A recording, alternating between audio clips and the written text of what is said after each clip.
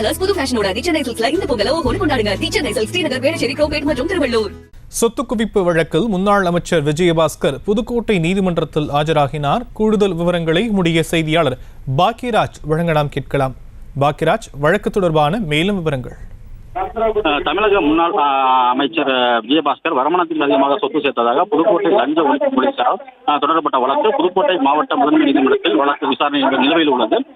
இந்த வழக்கில் கடந்த டிசம்பர் 2ஆம் தேதி விஜயபாஸ்கர் மற்றும் அவரது மனைவி ரம்யா ஆகியோர் நீதிமன்றத்தில் ஆஜராகாததால் அவர்கள் சார்பில் வழக்கறிஞர்கள் ஆஜராகியிருந்தனர். வழக்கு விசாரணை தொடங்கியதும் நீதிபதி பூர்ணஜய் ஆனந்த் அவர்களிடம் விஜயபாஸ்கரின் வழக்கறிஞர்கள் கூடுதல் ஆவணங்களை கேட்டதால் நீதிபதி அவர்கள் லஞ்ச ஒழிப்பு காவல்துறைக்கு கூடுதல் ஆவணங்களை தாக்கல் செய்ய உத்தரவிட்ட நிலையில் அவருடைய லஞ்ச ஒழிப்புத்துறையினர் 17,000 பக்கங்கள் கொண்ட குற்றப்பத்திரிகையை ஒப்படைத்தனர்.